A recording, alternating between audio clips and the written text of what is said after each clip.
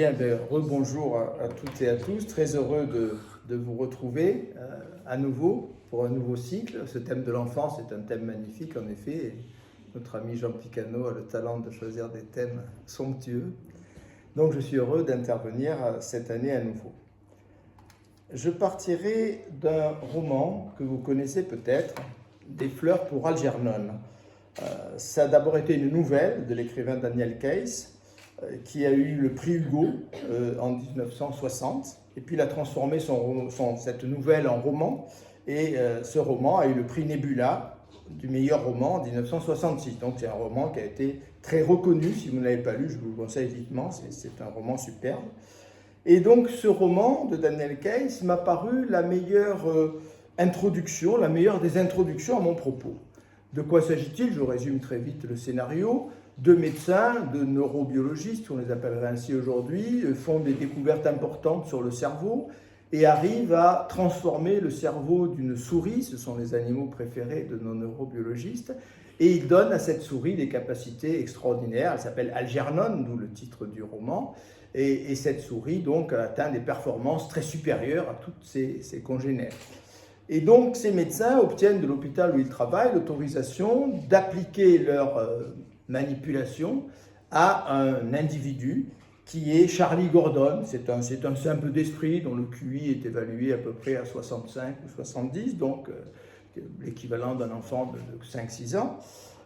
Et donc, l'opération va réussir, effectivement. Charlie Gordon va vivre des expériences merveilleuses, sortir de cet état dans lequel il se trouvait, cet état d'innocence en quelque sorte. Il va vivre même une belle aventure amoureuse, inattendue, avant de perdre peu à peu, malheureusement l'opération est éphémère, et il va perdre peu à peu, il atteint un QI de 160, donc un QI de génie, et il va perdre peu à peu ses facultés, et il va régresser vers son état initial. Donc voilà ce très beau roman qui m'a paru vraiment une très belle illustration, une très belle introduction à mon propos. Des fleurs pour Algernon, c'est une remarquable description d'une évolution suivie d'une involution. Il y a un personnage qui, au fond, passe de la prime enfance dans laquelle il se trouve du fait de son handicap à la conscience. Donc j'ai symboliser cela avec un enfant ayant quelques problèmes et le grand Einstein. Donc il devient Einstein en quelque sorte, et puis ensuite il va régresser et il va revenir, donc il va quitter cette lucidité de l'adulte et même cette grande intelligence de l'adulte pour retrouver à la fin du livre l'innocence de l'enfant. Et c'est remarquablement écrit, le talent de l'écrivain ça a été de faire parler ce personnage dans les deux états qu'il connaît. Néanmoins, une question se pose, et elle va me préoccuper tout au long de cette conférence. Comment le héros de Daniel Case peut-il se souvenir de son innocence perdue, de son ancien état, après l'opération qui lui a donné accès à la conscience et à l'intelligence? Comment peut-il se souvenir de cet état antérieur?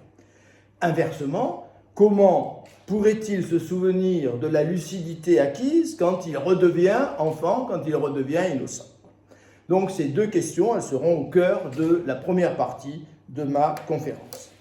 Ces deux questions nous aideront à distinguer dans un second temps ce que j'appellerai innocence initiale et innocence conquise. Et pour cela, j'interrogerai un auteur très peu connu, je suis peut-être un des rares à l'avoir lu, c'est un Français qui a vécu toute sa vie dans un ashram de l'Inde, il est devenu moine bouddhiste, il s'appelle Alexandre Calda, et j'aurai l'occasion de vous parler de son livre extraordinaire, Le Dieu de Dieu. Donc Alexandre Calda passera le relais à Nietzsche, et dans une troisième partie, le relais sera passé en sens inverse. C'est Nietzsche qui redonnera la parole à Alexandre Calda afin de nous éclairer à propos de cet enfant que nous pourrions redevenir, cette seconde innocence qui sera la thèse fondamentale au fond de mon propos. Premier temps de ma conférence, l'impossible accès à l'innocence perdue. Comment, lorsqu'on a quitté l'état d'innocence ou d'enfance, comment peut-on retrouver d'une certaine manière le souvenir, la mémoire, le ressenti, le vocabulaire est infini, de cette innocence perdue? Il y a de nombreux paradoxes dans cette question. Et pour essayer de résoudre, ou au moins d'éclairer ce paradoxe, je vais m'appuyer sur 4 guides. Je vais vous demander de suivre 4 guides qui vont nous éclairer dans ce parcours. Le premier guide s'appelle Anatole France. Voilà ce qu'il écrit dans un beau livre qui n'est pas son plus célèbre, Le Jardin d'Épicure. Je vous cite la phrase, je vais ensuite la décortiquer rapidement. « J'aimerais voir le monde avec l'œil à facettes de la mouche ou le cerveau de l'orang-outan. » Ok ? Bien. Problème. Qui est le jeu qui va voir le monde avec l'œil de la mouche ou avec le cerveau de l'orang-outan? Est-ce bien moi?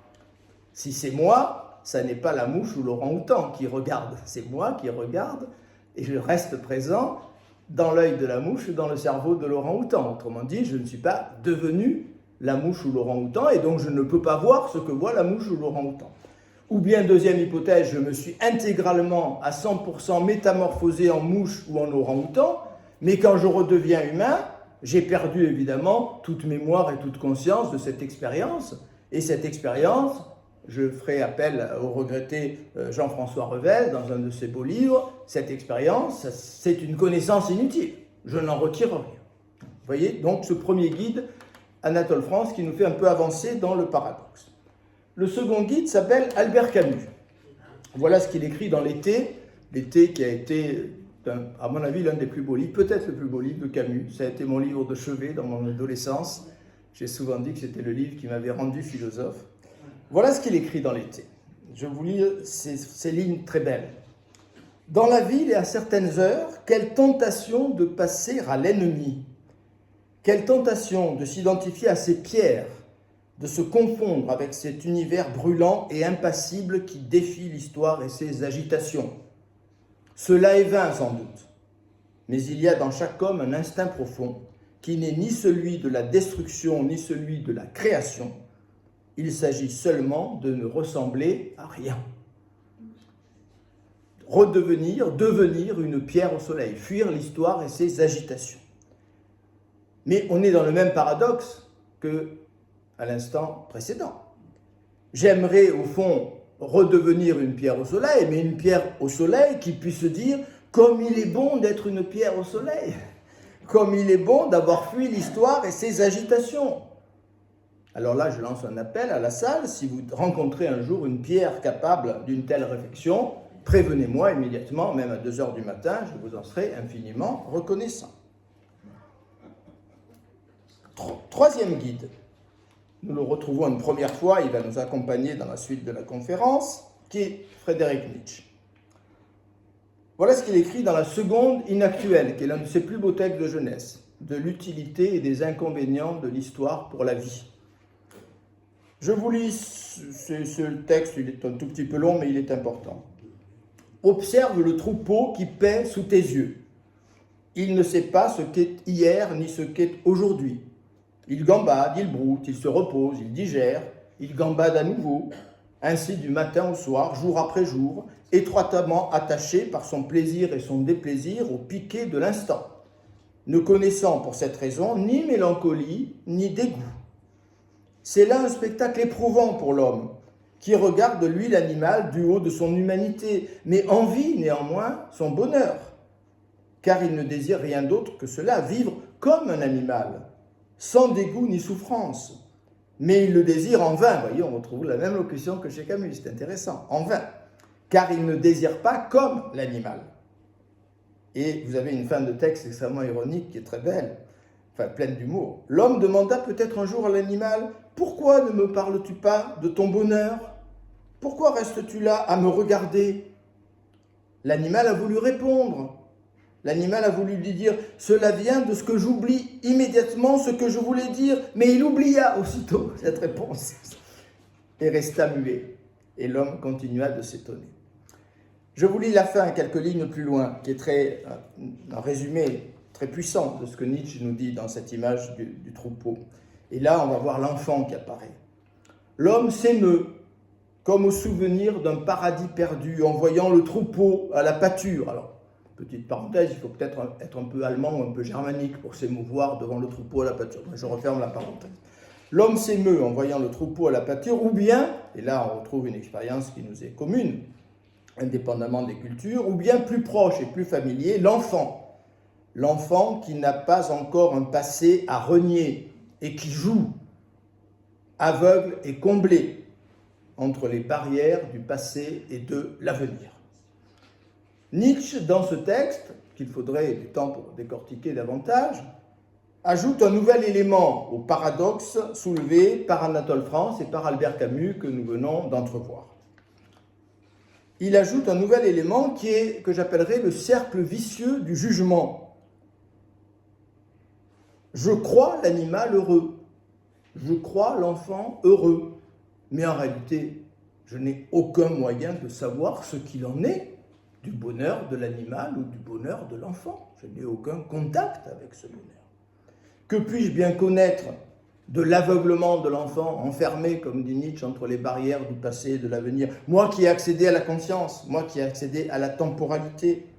Au fond, et je reprends la formule de tout à l'heure, j'aimerais être un enfant innocent, mais un enfant innocent qui puisse se dire qu'il est bon d'être innocent, qu'il est bon de ne pas être conscient. Mais pour faire pareille réflexion, l'enfant innocent devrait être diablement conscient. Comme pour la pierre d'Albert Camus, j'aimerais être un animal ou un enfant qui peut se dire « comme il est bon de vivre dans l'instant, comme il est bon d'ignorer le passé et l'avenir ». Je réitère mon invitation. Si vous rencontrez un jour un tel enfant, présentez-le-moi, je vous en serai infiniment reconnaissant. Quatrième guide que nous allons retrouver dans la suite de la conférence, Alexandre Calda, donc ce moine bouddhiste d'origine française, qui a décrit dans Le Dieu de Dieu, je présenterai davantage l'ouvrage tout à l'heure, ce qui a résulté de l'émergence de l'humain, quand l'humain a émergé de l'animalité, et qui explique les conséquences de ces nouvelles représentations qui étaient inaccessibles aux singes, appelons-les comme ça pour aller vite, qui n'ont pas connu cette évolution. Je cite Calda dans Le Dieu de Dieu. Il y a 60 000 ans, environ, un phénomène s'est produit dans la conscience terrestre. Toutes nos cultures découlent de cette découverte d'une Amérique que nous appelons la mort. Cette Amérique que nous appelons la mort. Toutes nos philosophies, toutes nos religions, sans aucune exception, sont issues de cette brusque ouverture sur notre anéantissement. Alexandre Calda situe donc la naissance de la conscience dans une perspective, vous l'avez compris, évolutionniste. L'homme a émergé de l'animalité à un moment de son parcours. Quel moment? C'est très précis. Au moment où il a pris conscience de la mort. On peut dater l'apparition de l'homme non pas à l'utilisation de l'outil, beaucoup d'animaux utilisent des outils très performants, mais avec les premières sépultures. Les premières sépultures sont incontestablement le propre de notre espèce. Si vous regardez ce qu'il en est des définitions qu'on a données de l'homme en philosophie ou en sciences depuis des siècles, vous vous apercevez, comme moi, que toutes les vieilles définitions de l'homme se sont écroulées au fur et à mesure que nous apprenions à mieux connaître l'animal. On ne savait rien de l'animal il y a un siècle ou deux. Bon.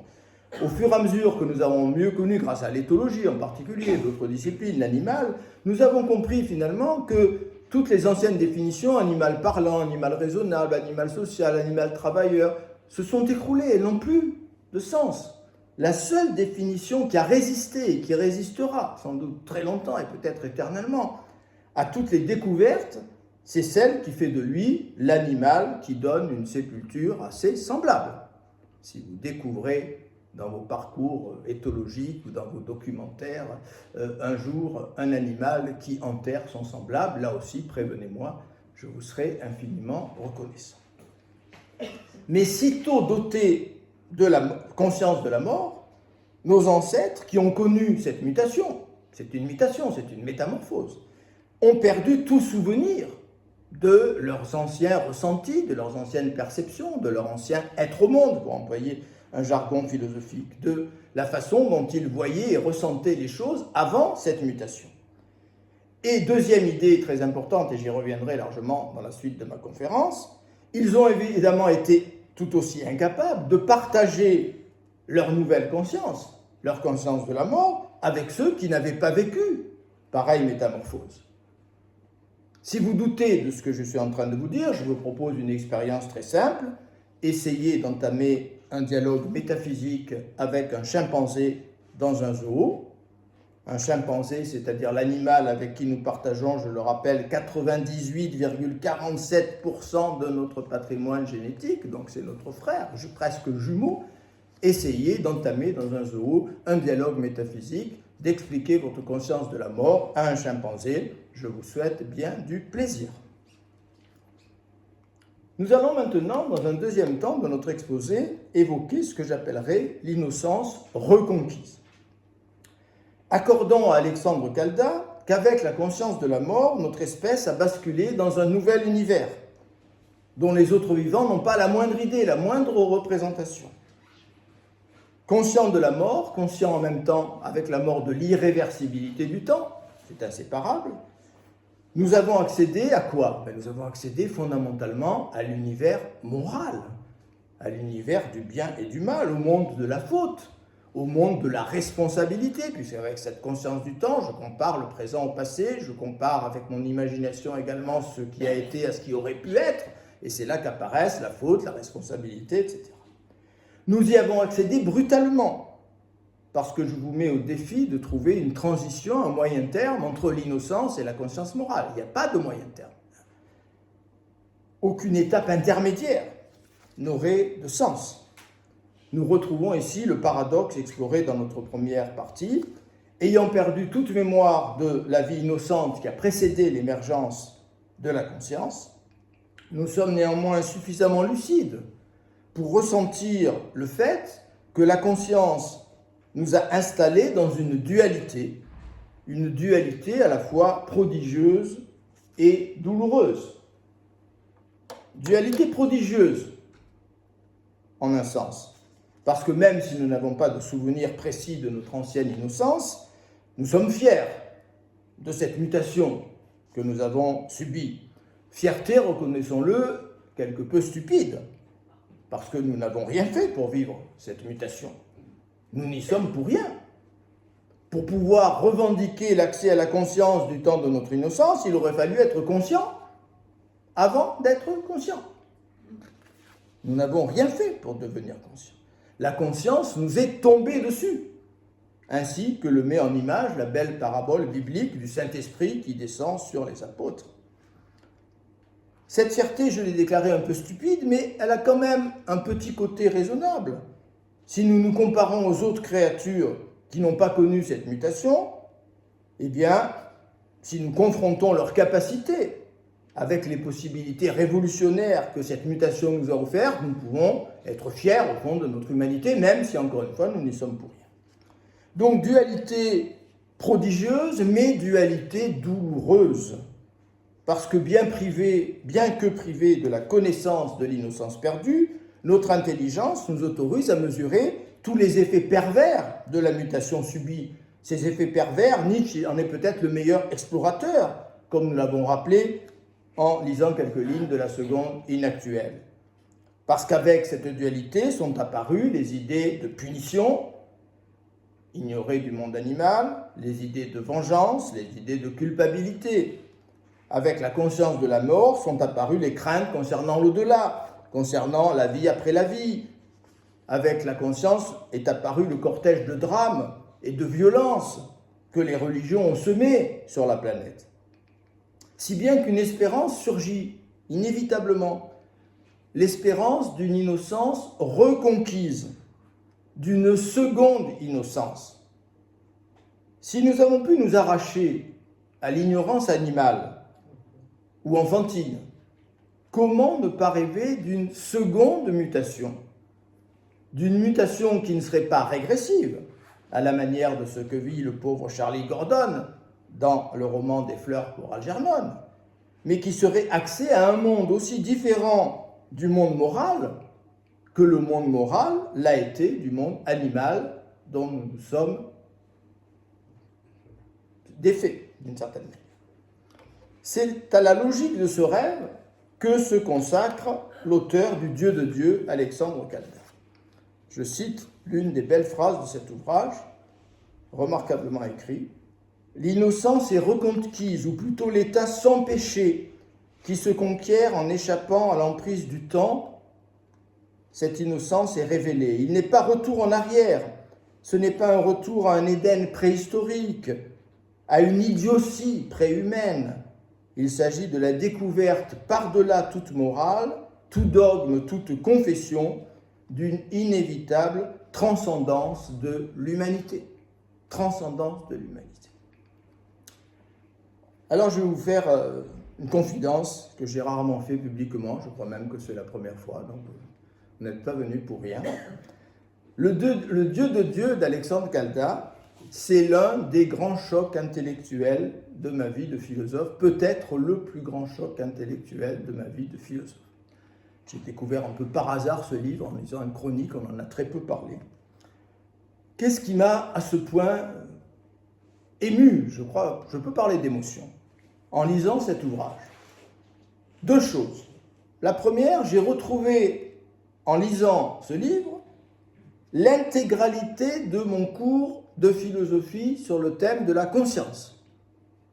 À tel point que je me suis demandé s'il n'y avait pas eu des fuites. Hypothèse absurde, mais elle m'a traversé l'esprit. Est-ce qu'un étudiant n'a pas fait passer en Inde le cours de philosophie de Granarolo? Bien entendu que non. Alexandre Calda n'avait pas besoin de moi. Mais c'est vraiment mon cours. C'est l'intégralité de mon cours sur la conscience. Et la deuxième émotion, elle est venue de la proximité surprenante entre Calda et Nietzsche, qu'il semble très peu connaître, qu'il ne cite pas, et sur lequel j'étais en train de travailler intensément à l'époque, il y a 25-30 ans. Je demande donc à Alexandre Calda de m'autoriser à passer le relais à Nietzsche pour explorer cette seconde innocence. L'enfant de la seconde inactuelle que nous avons vu tout à l'heure, cet enfant enfermé entre les barrières du passé et de l'avenir, sans nostalgie, sans dégoût, eh bien cet enfant qui n'a encore aucun passé à renier, cet enfant qui joue, cet enfant, nous le retrouvons au début d'Ainsi parlait Zarathustra, qui est sans doute l'œuvre majeure et centrale de Nietzsche. Nous le retrouvons, cet enfant, dans le premier chapitre du premier livre de l'ouvrage. Le premier livre du Zarathustra s'ouvre avec un texte intitulé « Des trois métamorphoses ». C'est un texte très connu, vous le connaissez certainement. Nietzsche présente trois phases de l'humanité, trois métamorphoses successives, trois mutations. L'homme sorti de l'animal est devenu chameau. Le chameau, c'est l'animal qui porte les valeurs. C'est l'animal respectueux, c'est l'animal persuadé que les valeurs viennent d'en haut. C'est le moment religieux de l'histoire de l'humanité, c'est le moment de la sacralité. Et le chameau, donc, chemine, dit Nietzsche, vers le désert. Et dans le désert va se produire une deuxième métamorphose. Le chameau va devenir lion. Le lion, c'est l'entrée dans l'esprit critique, dans la liberté de l'esprit. C'est le XVIIIe siècle, c'est le siècle des Lumières, que Nietzsche admire beaucoup, on l'oublie trop souvent. Mais cette phase du lion, elle a peut-être commencé dès l'époque grecque, avec Socrate et Platon, avec le doute socratique, comme le laisse supposer un grand nombre de textes de Nietzsche. C'est en gagnant le désert, donc, que le chameau devient lion. Ce désert, il symbolise à la fois le nihilisme moderne, la destruction des valeurs, et le fait que tous les chameaux ne deviennent pas lions. Tous les chameaux ne deviennent pas lions. Ce lion, donc, c'est celui qui mène un travail de destruction, qui comprend que les valeurs sont ses créations. Elles ne viennent pas d'en haut, les valeurs. Ce sont nos inventions, nos créations. Donc, un relativisme s'installe. Et le lion va se lancer dans un travail de destruction que Nietzsche appellera un peu plus tard le nihilisme. On détruit tout ce qu'on avait construit. On se débarrasse des anciennes valeurs parce qu'on trouve qu'elles sont paralysantes, que nous avons créé des valeurs qui nous empêchent au fond de nous développer, de devenir nous-mêmes. Mais cette seconde phase de destruction, il ne faut jamais l'oublier, il faut y insister même très lourdement, elle n'a de sens pour Nietzsche que si le lion subit une troisième métamorphose, si le lion devient enfant. Au cœur du désert le plus désolé, le lion devient enfant. Et Nietzsche fait preuve alors d'un véritable génie elliptique. Je ne crois pas que c'est mon admiration pour Nietzsche qui m'amène à dire cela. Je crois qu'il n'y a pas d'autre expression. Il arrive à dire en 3 phrases ce que aucun philosophe n'est arrivé à dire en plusieurs centaines de pages. Et je vais vous le démontrer. Il écrit une quinzaine de lignes sur le chameau, il écrit une quinzaine ou une vingtaine de lignes sur le lion, il écrit 4 lignes sur l'enfant. Elles sont à l'écran. J'ai mis le texte allemand pour les germanistes qui voudraient vérifier la précision de la traduction. L'enfant est innocence et oubli, un nouveau commencement, un jeu, une roue qui roule sur elle-même, un premier mouvement, un oui sacré. Je ne résiste pas au plaisir de vous lire le texte allemand. Unschuld ist das Kind, unvergessen, ein neues Beginnen, ein Spiel, ein aus sich rollendes Rad, eine erste Bewegung, ein heiliges Ja-Sagen. Voilà, tout est dit en 4 lignes. Alors, comment commenter un tel texte? Il me faudrait des heures. Pour décortiquer, je vous ai dit que Nietzsche fait preuve d'un génie elliptique. Il faudrait qu'on reste ensemble jusqu'à minuit. Moi, je veux bien, mais vous, je ne serais peut-être pas forcément d'accord. Je vous propose une méthode simple. Pour commenter ce texte, je vous propose la méthode de l'inversion. Inverser l'ordre des termes. Nietzsche nous dit « L'enfant est innocence et oubli. Unschuld und Vergessen. » Il ne dit pas « L'enfant est oubli et innocence. » Innocence et oubli. Que signifierait l'inversion des termes? Partons de la phrase inversée. Qu'est-ce qu'elle voudrait dire, la phrase inversée? Souvenons-nous qu'avec son Zarathustra, Nietzsche essaye de nous transmettre ce moment extraordinaire qu'il pense avoir vécu. Certains pensent que c'est de l'ordre de la folie. Moi, je n'ai jamais pensé ainsi. Au bord du lac de Silvaplana, dans Engadine, où il passait ses étés.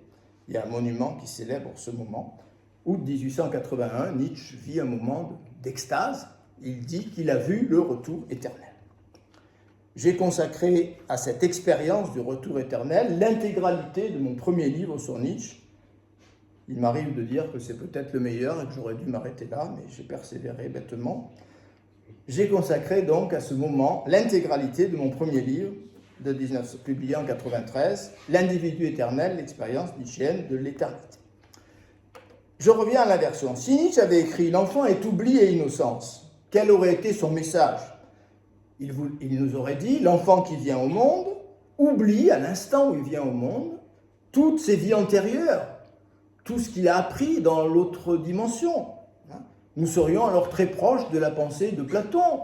Platon parle sans arrêt de cette expérience, de cette réminiscence. De temps en temps, nous avons un flash, nous nous rappelons ce que nous avons vécu avant cette incarnation. Nous nous retrouvions très proches de la pensée orientale, avec la thèse de la réincarnation, la vie antérieure de Baudelaire, poète éminemment platonicien. J'ai longtemps habité sous de vastes portiques, vous connaissez, je pense, ce magnifique poème des Fleurs du Mal. Donc, Nietzsche ne dit pas que l'enfant est innocence et n'est oublié et innocence, il dit que l'enfant est innocence et oubli. Donc, que veut-il dire? Il veut dire que, au moment de la venue au monde, certains enfants prononcent, au fond, ce que Nietzsche appellera un peu plus loin un oui sacré à la vie, à l'existence, et parce qu'ils atteignent ainsi l'innocence, eh bien, ces enfants sont, je dirais, en accord, en harmonie avec le monde, avec eux-mêmes, et donc ils peuvent du même coup oublier, en particulier oublier les éléments négatifs que tout individu rencontre au cours d'une existence. Innocence et donc oubli. L'oubli est la conséquence de l'innocence qui est première. Au fond, tout se passe comme s'il y avait 2 types d'enfants, de nourrissons. Je les ai symbolisés par ces images un peu arbitraires. Parmi les enfants qui viennent au monde, certains prononcent ce oui sacré dont nous parle Nietzsche. Du même coup, ils oublient les cycles passés, ils oublient les douleurs passées, les traumatismes de leur vie antérieure. D'autres ont la force de l'oubli. Et donc, ces enfants vont mener une existence sereine, au-delà du bien et du mal, pour parler comme Nietzsche. D'autres, au contraire, sont pleins de ressentiment. Ce sont des malades de la mémoire. Ils vont répéter les aspects les plus douloureux de leur vie antérieure. On est dans le tragique de la répétition, sur lequel Freud, qui est très proche de Nietzsche, bien souvent, nous a éclairé. C'est le contrepoint de la formule « l'enfant est innocence et oubli ». Innocence d'abord, À l'instant où il revient au monde, l'enfant prononce ce oui sacré. Il dit oui à l'infinité de ses existences antérieures. Il a renoncé à tout manichéisme, il a renoncé à toute dualité, comme les plus grands sages nous l'ont enseigné, Spinoza, les sages orientaux, bien d'autres encore. L'enfant possède, au moment où il revient, la mémoire totale de ses cycles antérieurs, de ses existences antérieures, mais cette mémoire est dépourvue de toute animosité, cette mémoire est adhésion. Nietzsche n'écrira-t-il pas dans Ecce Homo, en 1888, dernière année de lucidité, en nous livrant sans doute l'une des formules les plus pertinentes concernant son retour éternel, il écrit « Le retour éternel, c'est la forme la plus haute d'acquiescement qui puisse être atteinte. » Je suis très attaché à cette formule, qui nous dit presque tout, la formule d'acquiescement ou d'approbation la plus haute qui puisse être atteinte. Alors, si Nietzsche avait dit l'inverse, je reviens un peu en arrière pour être clair, il aurait été proche de Platon, il aurait été proche de la pensée orientale et de la thèse de la réincarnation, il aurait été proche aussi de la pensée hébraïque. Vous savez, je pense tous, pourquoi nous avons ce joli petit trou sous le nez, hein, vous le savez, hein, vous ne le savez pas? Oh, c'est dommage, mais je vais vous l'apprendre avec grand plaisir. Dans la culture hébraïque, on raconte que quand l'enfant vient au monde, il a envie de raconter tout ce qu'il sait, tout ce qu'il a appris dans l'au-delà, toutes ses vies antérieures, et alors un ange vient lui appuyer fortement sur la bouche en disant « tais-toi hein !» Et c'est la trace, hein, c'est le doigt de l'ange qui nous a laissé ce joli petit trou, inexpliqué par la biologie, donc c'est joli quand même, hein, c'est ce doigt de l'ange qui nous a laissé cet admirable petit trou qui fait notre fierté entre le nez et la lèvre supérieure. Innocence et donc oubli, nous l'avons dit. L'enfant donc dit oui à cette existence, il devient capable de revivre sa vie comme s'il ne l'avait jamais vécue. Chacun d'entre nous a remarqué cette extraordinaire différence qui existe. Alors je vais me lancer dans une hypothèse un peu audacieuse sans doute, comme l'ensemble de cette conférence, mais vous ne m'en voudrez pas. Il faut être un peu audacieux en philosophie. Il n'y a pas d'explication véritable chez les pédopsychiatres, chez les neurobiologistes, de ces différences extraordinaires. Pourquoi certains enfants qui viennent au monde sont si joyeux, si épanouis, et pourquoi d'autres pleurent sans cesse? On n'a pas de véritable explication de cela. Alors je vous propose une hypothèse qui vaut ce qu'elle vaut, mais après tout, pourquoi pas, puisque nous n'avons pas d'hypothèse qui nous satisfait. Parmi ces enfants, je dirais que certains parviennent à l'innocence, innocence et oubli, et donc ils vont pouvoir oublier leurs existences antérieures avec le cortège de souffrance qui accompagne souvent ces existences. Ils vont revivre leur vie dans la joie comme s'ils ne l'avaient jamais vécue. D'autres, au contraire, peut-être s'agit-il des plus nombreux, conservent inscrits dans leurs nerfs, dans tous les replis de leur cerveau, les souvenirs douloureux de leurs vies antérieures, les moments les plus difficiles qu'ils ont vécus. D'où peut-être ce regard tragique, au fond, de certains enfants. On arrive à la suite de ce texte éminemment elliptique. Un nouveau commencement, un jeu. Renversons de la même façon. Qu'est-ce que Nietzsche nous aurait transmis comme message s'il avait écrit l'inverse, s'il avait écrit un jeu, un nouveau commencement? Ben, cette inversion, elle confirmerait le texte précédent, le texte que j'ai commenté précédemment. Un jeu d'abord. L'enfant se retrouverait dans un état d'innocence et il vivrait de façon ludique, si vous voulez, sa nouvelle existence. Mais Nietzsche n'a pas écrit cela. Il a écrit un jeu, un nouveau commencement, un jeu. Et cette formule, elle est infiniment plus complexe que la formule inverse. Alors pour aller vite, parce qu'encore une fois, il me faudrait des heures et des heures pour tirer toute la substantifique moelle, comme dirait Rabelais, de ces quelques lignes extraordinaires, je dirais pour aller vite que ce n'est pas l'oubli qui autorise le jeu, c'est le oui sacré dit à la vie qui transforme cette vie en jeu, au-delà du bien et du mal, pour parler le jargon Nietzsche. Dernière formule, une roue qui roule sur elle-même. Une roue qui roule sur elle-même et non pas une roue qui roule sur un chemin, sur une route. Nietzsche, après avoir écrit le Zarathustra, on l'oublie trop souvent, écrit la généalogie de la morale. J'y reviendrai dans quelques instants. C'est un texte entièrement consacré, au fond, à l'invention de la morale, à l'invention de la faute. Et ensuite, il écrira l'Antéchrist. Il y a une logique considérable dans le cheminement nietzschéen qui n'a pas été suffisamment mis en évidence par les commentateurs. Donc cette roue, elle roule sur elle-même et non pas sur un chemin, dans une direction. Elle symbolise évidemment le retour éternel. Il s'agit de répéter à l'identique le scénario, les moments de ses précédentes existences. Mais cette roue, comment pourrait-elle être adhésion ? Si Nietzsche a eu raison de penser que le temps a la figure du retour éternel, s'il a eu raison, pourquoi pas, après tout, certains astrophysiciens sont tout près de lui donner raison aujourd'hui, je pense à Bojovald et à quelques autres. Bon. S'il a eu raison de considérer que l'univers est composé de cercles qui se répètent de toute éternité sans la moindre variation, et pourquoi pas ? Comment rejoindre Nietzsche néanmoins quand il semble attendre de nous, j'ai presque envie de dire exiger de nous, une approbation de cette répétition? C'est quand même beaucoup nous demander.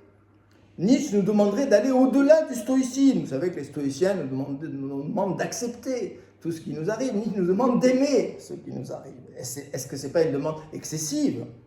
Nietzsche nous demanderait non seulement de vouloir ce qui nous arrive, mais d'y adhérer par notre volonté, par nos affects. On a là évidemment une difficulté que je ne camoufle pas dans la pensée nietzschéenne. Premier mouvement, oui, sacré.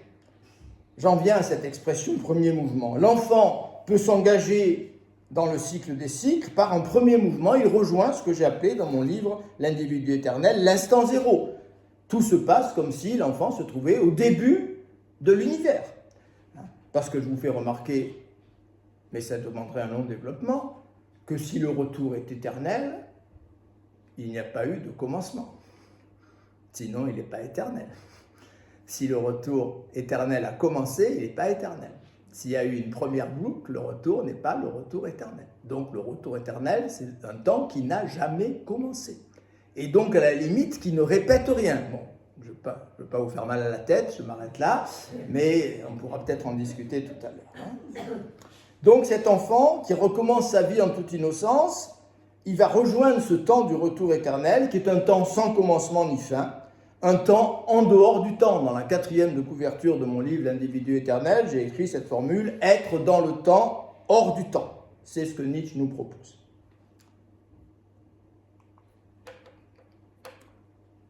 Premier mouvement. L'enfant capable d'atteindre cette seconde innocence, il va prolonger, durant toute son existence, le jeu de l'enfance. Le jeu, c'est-à-dire la chose la plus sérieuse qui soit. Il n'y a rien de plus sérieux que le jeu. Le jeu sépare ceux qui ont compris ce qu'est vraiment la vie et ceux qui, suivant la belle expression de la langue française, se prennent au sérieux. L'esprit de lourdeur, ces horribles personnages que vous connaissez, j'espère que vous ne les côtoyez pas trop parce qu'ils vous gâchent la vie, ces horribles personnages qui ont oublié qu'ils sont mortels. Eh bien, ils ont perdu de vue la comédie, ce que Nietzsche appelle parfois l'histrionisme de la vie humaine. Ainsi, nous assisterions au début, à chaque naissance au fond, à la scission de l'humanité en deux catégories. L'humanité se diviserait en deux, un peu comme chez Hegel. Hegel avait eu un peu la même idée dans sa phénoménologie de l'esprit. Comme chez Hegel, l'esprit se scinde en maître et en esclave. Vous connaissez tous cette dualité chez Hegel du maître et de l'esclave. Eh bien, chez Nietzsche, l'humanité se diviserait en joueurs, en enfants innocents, qui vont vivre leur existence comme si c'était la première fois, avec une adhésion parfaite à tous les éléments de leur vie, même aux aspects qui pourraient être perçus comme les plus négatifs par un œil moral ou manichéen, et ceux que j'ai appelés tout à l'heure, je reprends mon expression, les malades de la mémoire. Nietzsche a été élevé dans le protestantisme, son père était pasteur, il connaît parfaitement le Nouveau Testament qui nous exhorte à vivre sans souci du lendemain, je cite la formule, comme le font les oiseaux du ciel. Alors nous allons maintenant entamer le troisième et dernier moment de cette conférence avec la seconde innocence que j'ai appelée l'enfant que je serai. Si la lecture que je vous ai proposée n'est pas insensée, si la lecture de ces 4 lignes que je juge absolument extraordinaires, j'ai passé une partie de ma vie à lire ces 4 lignes et je n'ai pas terminé. Si cette lecture n'est pas insensée, est-ce qu'on ne pourrait pas considérer que Nietzsche annonce dans ces 4 lignes la possibilité, la simple possibilité, mais c'est déjà considérable, d'un avenir dans lequel s'accroîtrait le nombre des hommes qui disent oui, ou du moins, si un tel accroissement n'a pas lieu, d'un avenir dans lequel ces hommes qui disent oui se reconnaîtraient les uns les autres. Ce monde merveilleux, n'est-ce pas celui auquel nous donnera accès la seconde mutation envisagée par Alexandre Caldas? Le monde de l'innocence reconquise? Car au fond, si nous avons été aptes à quitter brutalement, et vous m'accorderez que nous en avons été capables, même si ce n'est pas de notre fait, si nous avons été capables de quitter brutalement le monde de l'animal ou le monde de l'enfance pour accéder à l'univers de la morale et de la dualité, pourquoi ne serions-nous pas capables de sortir du monde de la dualité pour accéder à l'univers de la seconde innocence? Pourquoi ne serions-nous pas capables de cette seconde métamorphose? Revenons un instant à la première mutation évoquée par Caldas, ce que j'ai fait dans la première partie de ma conférence. Que s'est-il passé quand nos ancêtres ont acquis la conscience de la mort? Les singes, pour aller vite encore une fois, je ne vais pas me lancer dans les méandres de la théorie de l'évolution. Les singes qui existaient avant l'acquisition de cette conscience, ces singes étaient-ils immortels? Non, bien entendu. Ils mouraient. Ils mouraient comme tous les animaux meurent. Mais cette mort était invisible, incompréhensible à leurs semblables. Elle n'était rien pour eux, elle n'existait pas pour eux. Ils vivaient dans un monde d'où la mort était absente parce que la mort était invisible à leurs yeux. Quand la mutation s'est produite, nos ancêtres ont observé pour la première fois des cadavres qu'aucun de leurs prédécesseurs n'avait jamais vus. Alors question, que voyaient donc leurs prédécesseurs, mais aussi leurs contemporains qui n'ont pas subi la même mutation? Que voyaient leurs prédécesseurs quand ils découvraient l'un de leurs semblables sans vie? Difficile à dire en vérité. Nous nous retrouvons ici devant les paradoxes que j'ai évoqués au début de ma conférence. Mais peut-être pas tout à fait impossible.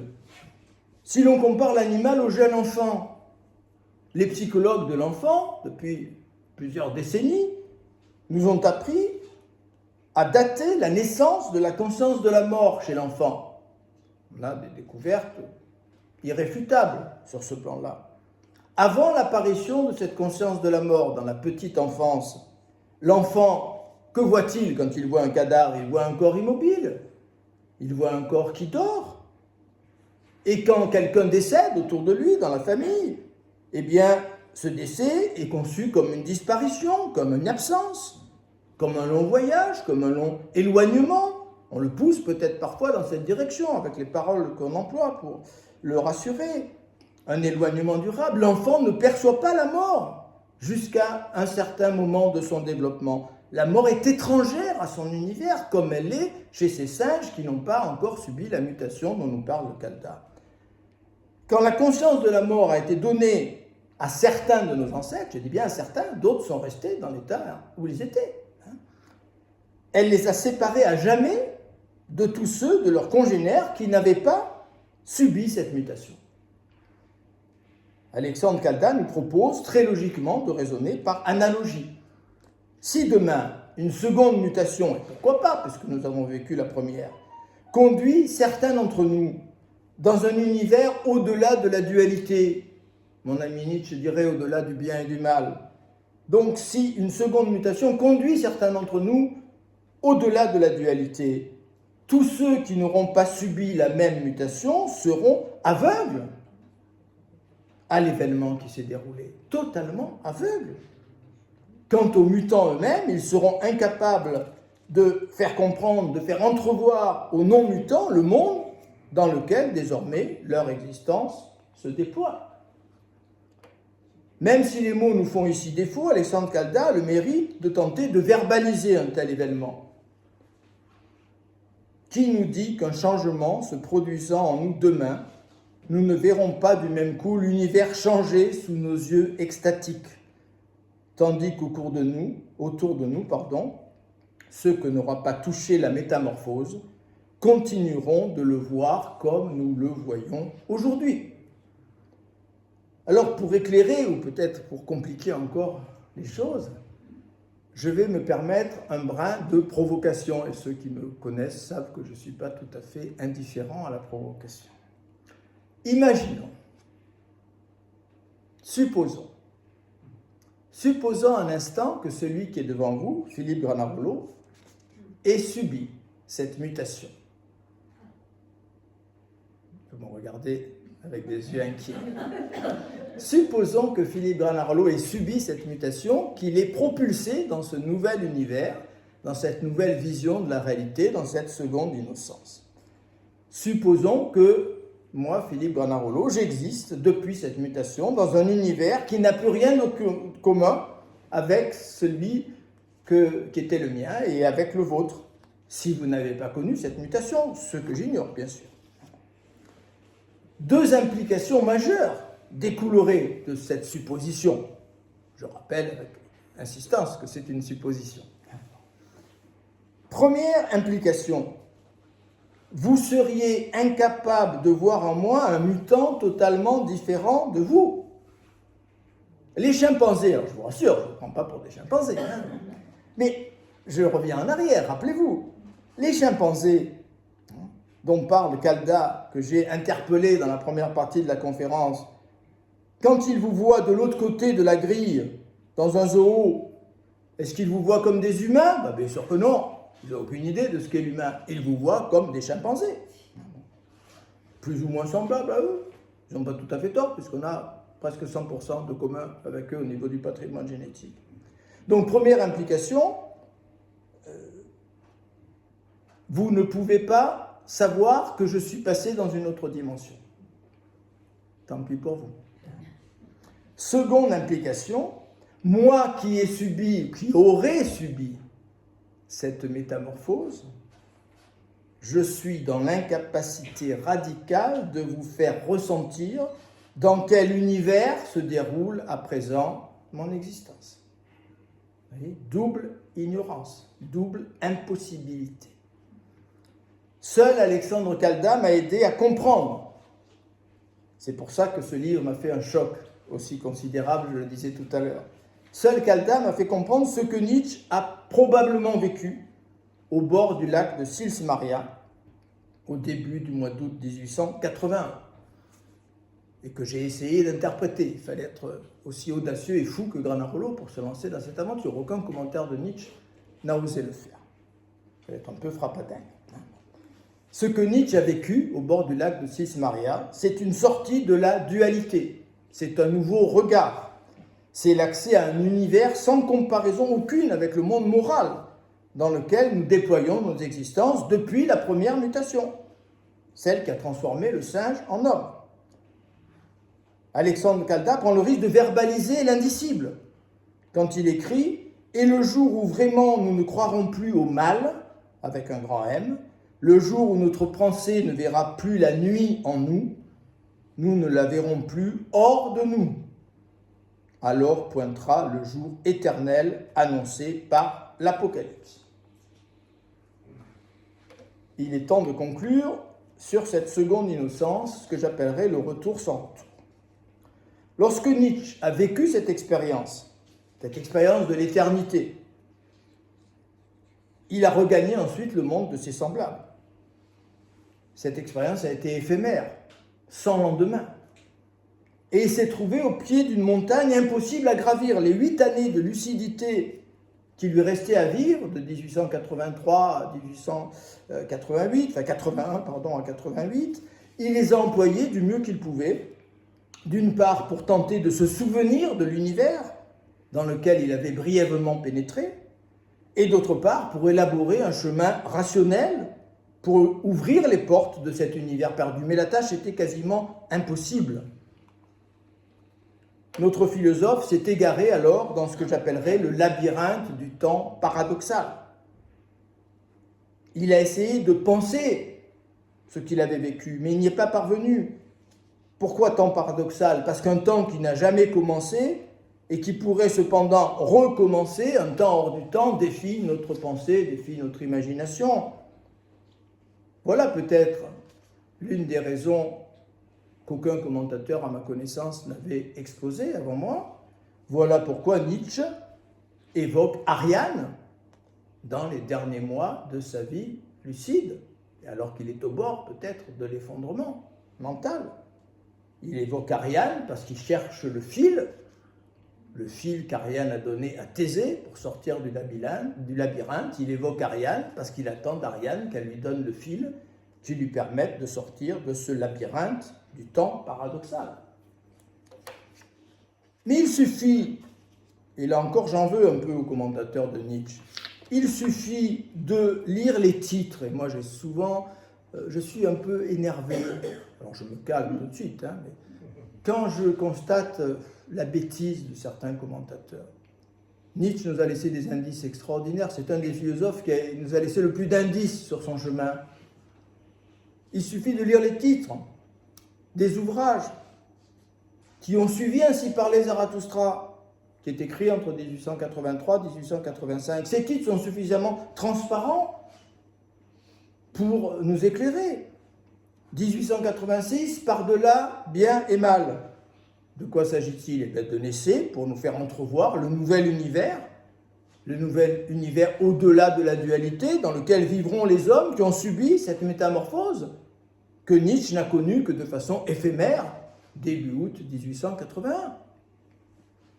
1887, généalogie de la morale, de quoi s'agit-il? Eh bien, d'un retour en arrière, c'est la description de la première mutation, celle évoquée par Caldat, de la première mutation qui a conduit de l'innocence animale à l'univers moral. C'est parfaitement clair. 1888, dernière année où Nietzsche publie des textes, Crépuscule des idoles, de quoi s'agit-il? Ben, c'est l'examen de la période intermédiaire qui sera celle de l'effacement de l'ancienne image morale du monde et de l'accès à la seconde innocence. Alors, je vous avoue, et cela ne vous étonnera sans doute guère, mon incapacité absolue à conclure cette énigmatique conférence. J'ai donc décidé de laisser Alexandre Caldat conclure à ma place.